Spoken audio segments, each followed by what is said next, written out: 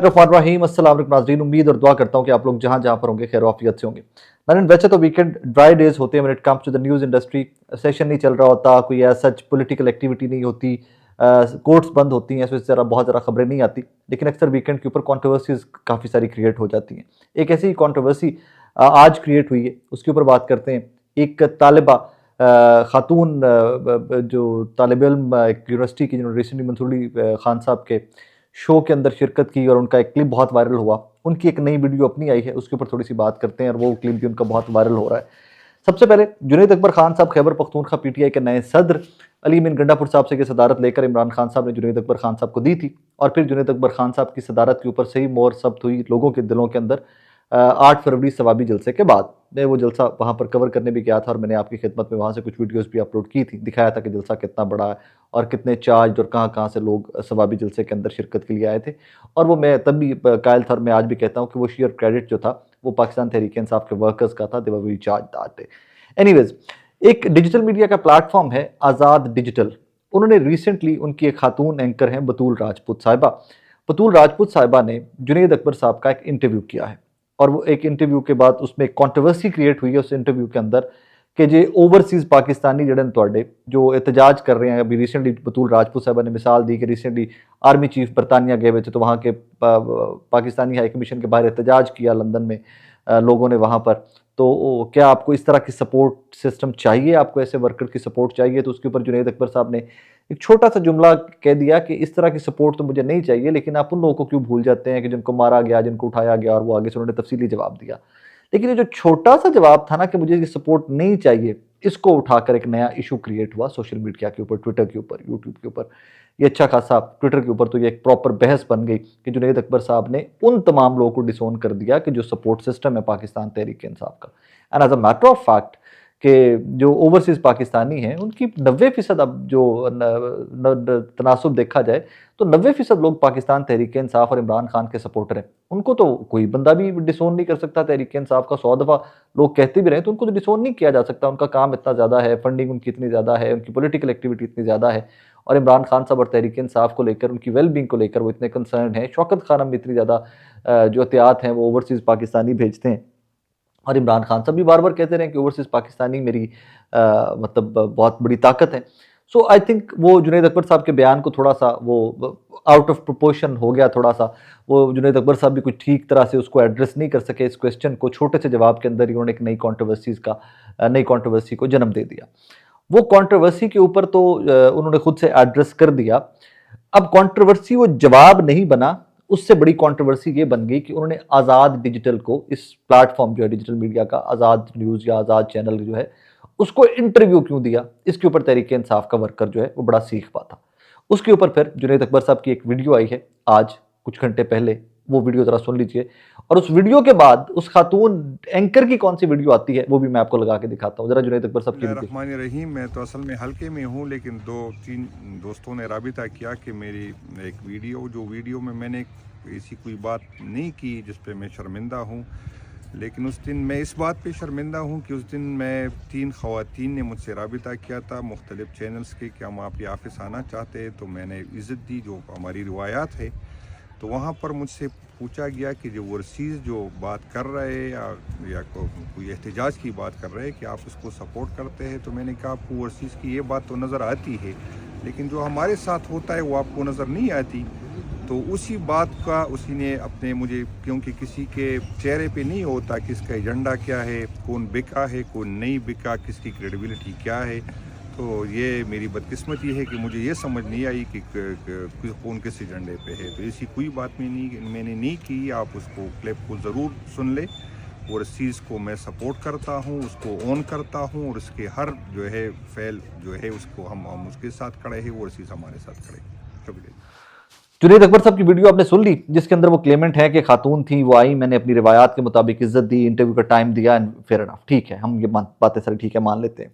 मजीद मोहतात होना चाहिए था, नहीं हो सके मोहतात, फेयर एनफ, होता है। ये स्लिप ऑफ द टंग, या कह लीजिए बंदा बहुत ऑक्यूपाइड होता है, थका होता है, नहीं पता होता कि क्वेश्चन कैसे, क्वेश्चन एक क्राफ्टिंग एक प्रॉपर आर्ट होता है और उसका जवाब भी फिर आगे से आर्ट ही होता है। खैर, उसके बाद ये आज सारा दिन बहस चलती रही, जुनैद अकबर साहब की बड़ी तनकीद हुई, उन्होंने इसको एड्रेस किया, उन्होंने इसके ऊपर वीडियो रिलीज की जो मैंने आपको दिखाई है। उसके बाद अब से कुछ देर पहले ये खातून एंकर जिन्होंने जुनैद अकबर साहब का इंटरव्यू किया था, बतूल राजपूत साहिबा, उनका एक वीडियो आती है और वो इस बड़ी सीख पा है अपनी वीडियो के अंदर कि वो कहती हैं कि आज जुनैद अकबर साहब ने, खैबर पख्तूनख्वा पीटीआई के सदर ने उनको कॉल की है, उनको गालियां दी हैं, उनको मुगलजात बकी हैं, उनके ऊपर पैसे लेने का इल्ज़ाम लगाया है, उनकी क्रेडिबिलिटी के ऊपर सवाल उठाया है। और यहाँ तक कहा बतूल राजपूत साहिबा ने कि अगर वो ये गालियाँ और ये जो मुगलजात बकी हैं जुनैद अकबर साहब ने, अगर वो ये पब्लिक कर दें तो खैबर पख्तूनख्वा के लोगों का सर शर्म से झुक जाएगा। अब हिट कहाँ पे किया गया है ये ज़रा सोचिएगा, ये तमाम लोग ज़रा ठंडे दिमाग से सोचिएगा कि खैबर पख्तूनख्वा के लोगों का सर झुक जाएगा। क्यों खैबर पख्तूनख्वा के लोगों का क्यों सर झुक जाएगा भाई? तमाम लोग हैं, पाकिस्तानी हैं, कोई भी हर सूबे का लोग, हर शहर के लोग, हर गांव कस्बे के लोग गाली को गाली समझते हैं और वो गलत है। यहाँ पर दरखास्त एक है और मैं बड़ा खुला के बतूल राजपूत साहिबा के साथ खड़ा हूँगा इस इशू के ऊपर। मैं जुनैद अकबर साहब से जितनी मजम्मत हो सके, जितनी डिमांड्स हो सके, डिमांड करूँगा कि भाईजान माफ़ी मंगो बतूल राजपूत साहिबा से। बट एक चीज़, बतूल राजपूत साहिबा वो तमाम मुगलजात, तमाम गालियाँ जो अगर जुनैद अकबर साहब ने दी हैं, पब्लिक करें उसको। अगर वो फ़ोन के अंदर रिकॉर्डिंग है उनकी, कोई उनके पास गवाह मौजूद है, उनके पास कोई सबूत मौजूद है, उसको पब्लिक करें। मैं बतूल राजपूत साहिबा को झुटला नहीं रहा, खातून है, मेरे लिए बहुत काबिल इज़्ज़त है, मेरी इंडस्ट्री की, मैं उनको बिल्कुल झुटला नहीं रहा, लेकिन आई जस्ट वांटेड कि इसमें ज़रा क्रिस्टल क्लियर चीज़ें अवाम के सामने आ जाए। जो उन्होंने क्या फरमाया बतूल राजपूत साहिबा ने, ज़रा वो भी सुन। अकबर साहब ने मुझे कॉल की और 2 दिन पहले होने वाले इंटरव्यू के हवाले से शदीद गुस्सा किया। इनफैक्ट इतने मुगलजात इस्तेमाल किए, इतनी गालियां उन्होंने इस्तेमाल की कि वो रिपीट करना मेरे लिए मुमकिन नहीं है। ये जरूर बताया जा सकता है कि उन्होंने कहा कि आप लोग पैसों के लिए काम करते हैं, पैसों के लिए किसी भी हद तक जा सकते हैं, आपकी कोई क्रेडिबिलिटी नहीं है, आप लोग कितने पैसे मिले आपको ये इंटरव्यू करने के लिए। जो अल्फाज उन्होंने दोहराए, अगर केपी में लोगों को पता लग जाए तो सबका सर शर्म से झुक जाएगा। मेरे साथ ऐसे पहले भी बहुत हो चुका है कि फ़ोन कॉल्स करके धमकाया जाए, कम्युनिकेट किया जाए, आपको थ्रेट किया जाए, गालियां दी जाए फ़ोन कॉल्स करके, लेकिन हर दफ़ा नहीं हो सकता कि हम चुप रहें। आप हमारे कंटेंट पे। बतूल राजपूत साहिबा की वीडियो भी आपने सुन ली है। सो ये मामला जो आज़ाद डिजिटल से, और आज़ाद के ऊपर भी थोड़ी सी बात कर लेते हैं। आज़ाद डिजिटल एक डिजिटल मीडिया का प्लेटफॉर्म है, इस्लामाबाद में उनका दफ्तर है, बहुत बड़े बड़े सहाफ़ी वहाँ पर काम करते हैं, एंकर्स काम करते हैं, कुछ दिहाड़ीदार भी काम करते हैं वहाँ पर। हर न्यूज़ इंडस्ट्री के चैनल्स की तरह, जिस तरह मेन स्ट्रीम चैनल है वैसे डिजिटल मीडिया के चैनल बहुत सारे इस्टेब्लिश हो रहे हैं। अब आज़ाद डिजिटल की पॉलिसी क्या है, आज़ाद डिजिटल का एडिटोरियल क्या है, कौन चला रहा है, कहाँ से चल रहा है, ये सारी इंडस्ट्री को पता होता है। कौन सा न्यूज़ चैनल कौन चला रहा है, उनकी एडिटोरियल क्या है, क्या लाइन लेंथ है, कहाँ से ऑपरेट होता है, सबको पता होता है। आज लोग तनकीद कर रहे हैं कि जी ये एजेंसियों का चैनल है तो आप क्यों गए ये लोग वहाँ पर, सवाल ये पैदा होता है। और जुनैद अकबर साहब अकेले थोड़ी जिन्होंने इंटरव्यू का टाइम दिया बतूल राजपूत साहबा को। मैं आपको साबित कर सकता हूँ पाकिस्तान तहरीक इंसाफ के अपने मौजूदा तहरीक इंसाफ, वो नहीं जो छोड़ के चले गए, मैं जो नाकिन है तहरीक इंसाफ के, कितने खवातीनों हजरात हैं जो आज़ाद डिजिटल के ऊपर बैठे हुए इंटरव्यू दे रहे होते हैं। क्या उनको नहीं पता इस चीज़ का? अगर वो इंटरव्यू दे रहे तो उसका मतलब वो एजेंसियों के साथ मिले हुए हैं फिर। मतलब ये सवालात पाकिस्तान तहरीक इंसाफ के वर्कर को उन तमाम लोगों से पूछने चाहिए। अगर जुनैद अकबर साहब बहुत सारे लोगों को इंटरव्यू के टाइम नहीं दे पा रहे, मैं आज चलेंगे भी बात डिस्कस कर लेता हूँ आपके साथ, लेकिन यहाँ पर आज़ाद डिजिटल के ऊपर इंटरव्यू देने के ऊपर जुनैद अकबर साहब को रगड़ा लगना मेरे नज़दीक थोड़ा सा गैर मुनासिब है। गलती कोताही है, इंसान है, हो सकता है गलती कोताही हो गई हो सकता है उनको ना पता हो, तो अगर हो गई है तो ए रगड़ा लाना कि आपने आज़ाद को क्यों इंटरव्यू दिया, गलत है। उनके सवाल का जवाब जो था उसके ऊपर तनकीद जरूर की जा सकती थी कि आप कैसे कह सकते हो कि मुझे ये सपोर्ट नहीं चाहिए कि जो ओवरसीज पाकिस्तानी है, और क्या ओवरसीज पाकिस्तानी सारे जो हैं आप उनकी सपोर्ट नहीं चाहिए, या कोई बाय नेम चंद लोग हैं कि जिनकी सपोर्ट तहरीक इंसाफ के जुनैद अकबर को नहीं चाहिए? कैटेगोरिकली इसके ऊपर बात की जानी चाहिए थी। सिंस आई सेड कि मैं खोल देता हूँ बात, जुनैद अकबर साहब पहले MNA थे, अच्छा बोलते थे। शानदाना गुलजार साहब मेरे शो की रेगुलर गेस्ट हैं, अक्सर तशरीफ़ लाती हैं, बड़ी काबिल इज़्ज़त है मेरे लिए।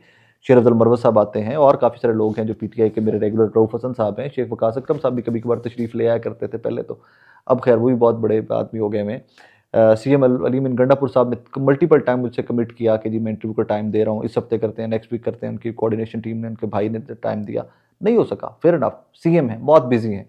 हाँ, तब ज़रूर होता है, कंपटीशन होता है हमारी इंडस्ट्री का भी कि जब उन्हीं को किसी और के, आज टाइम मुझे दिया हुआ है, इस वीक मुझे टाइम दिया हुआ है, किस वीक इंटरव्यू करेंगे, और किसी और उस स्क्रीन के ऊपर बैठे हुए नजर आए कि जो बहुत खुल के ग्रिल करती है तहरीक इंसाफ को, या तहरीक इंसाफ इमरान खान के नैरेटिव के बहुत खुल के उनको ग्रिल करती है, तो फिर अचंबा ज़रूर होता है, फिर थोड़ा सा बंदा सोचता ज़रूर है कि व्हाट एक्चुअली इज हैपनिंग है।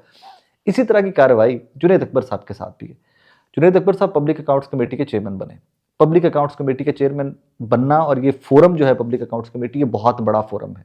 लोग मिसालें देते हैं चौधरी निसार अली खान साहब के टाइम के कि जब वो पब्लिक अकाउंट्स कमेटी के चेयरमैन थे तो किस तरह इदारे थर थर कांपते थे उनके सामने खड़े होकर, तमाम डिपार्टमेंट्स जो उनके सामने पेश होते थे थर थर कांपते थे।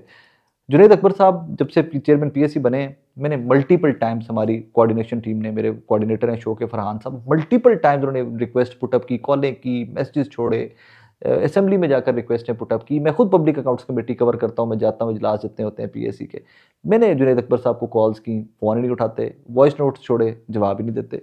ठीक है, हमारा शिकवा, हमारा काम है, हम आपको तंग करते रहेंगे, आप आइए ना आइए, वो हम आपको तंग करते रहेंगे। लेकिन बाकी उन प्लेटफॉर्म्स के लिए टाइम निकाल लेना कि जो बहुत कॉन्ट्रोवर्शियल हैं, ये मेरी समझ से थोड़ा सा बाहर होता है। खैर, जुनैद अकबर साहब को भी यहाँ पर थोड़ी सी वो क्लैरिटी दोबारा से देनी पड़ेगी, थोड़ा सा उनको क्लियर स्टांस लेना पड़ेगा कि क्या आपने वाकई ये खातून सहाफ़ी को बदतमीज़ी की है, बदजुबानी की है, अगर गालियाँ गलौज की है तो जुनैद साहब आपने बहुत गलत किया है। और बतूल साहिबा, आपसे भी दरख्वास्त होगी कि अगर आपके पास जो कोई भी सबूत हैं प्लीज़ वो खुलकर सामने रखिए।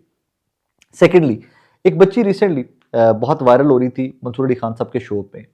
उसने सवाल किया था कि वो तमाम तर तशहीर के ऊपर एंड व्हाट नॉट, जो तशहीर करते हैं उनसे give tax payers money and everything, बहुत वायरल हुआ वो क्लिप।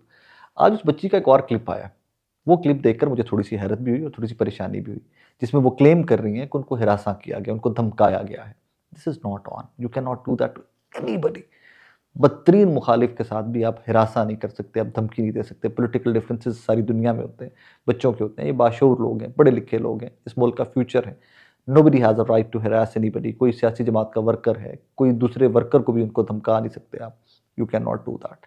फिर यही बच्ची आगे चल के ये भी सवाल उठा देती है कि आप मुझे धमकियाँ तो देते रहिए, लेकिन एट द सेम टाइम मैं ये कहना भूल गई, मुझे वहाँ पर सवाल ये भी पूछना था कि जिन कामों की तशहीर मरियम नवाज साहिबा कर रही हैं, वो काम तो उस्मान बुज़दार के दौर में स्टार्ट हुए थे।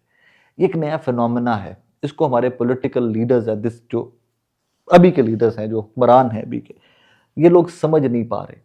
इन बच्चों को आप काउंटर करें, इनके सामने कोई नई स्ट्रैटेजी लेके आए तो आप इनको मुतासर कर सकेंगे, कायल कर सकेंगे। इन बच्चों से जान छुड़वाना बहुत मुश्किल हो गया हुआ है। एनीवेज, इस बच्ची का ये क्लिप भी सुन लीजिए और मुझे इस दुआ के साथ इजाज़त दीजिए कि ये बच्ची, मेरी बेटियाँ और तमाम बच्चे जो हैं हमारे, वो महफूज रहें और उनको इतनी राइट्स, उनको इतनी आज़ादी इस मुल्क के अंदर दस्तयाब हो कि वो अपने हकूक़ के लिए आवाज़ उठा सकें और जो वो बेहतर समझते हैं वो कह सकें और उनको कोई दूसरी जमात का वर्कर धमकी ना दें। अपना बहुत सारा ख्याल रखिएगा और ये बच्ची का क्लिप सुनिएगा। चाहूँगी कि कुछ मुझे थ्रेट्स भी मौसूल हुई हैं, उस पर मैं सिर्फ इतना कहना चाहूँगी कि देखें, एक बात मुझे अच्छी नहीं लगी और मैंने उसके ऊपर तनकीद की, तो मेरा नहीं ख्याल इसमें कोई गलत बात है, और जो बात मैंने की वो कंस्ट्रक्टिव क्रिटिसिज्म में आती है, उसमें कोई इतना ऑब्जेक्शन किसी को हो उस पर, आई डोंट थिंक कि मैंने इस तरह की कोई बात की है। और बल्कि एक बात मैं वहाँ पर कहना भूल गई थी, मेरे जहन में नहीं आया कि मसला सिर्फ तशहीर से नहीं है कि आप अपनी तशहीर क्यों कर रही हैं, मसला ये भी है कि जिन मंसूबों की तशहीर की जा रही है वो तो मंसूबे भी उस्मान बुज़दार साहब के दौर के थे। तो मैं तो बहुत कुछ और भी कहना चाहती थी। जो बात हमें गलत लग रही है, जो ठीक नहीं लग रही है, अगर हम उसके ऊपर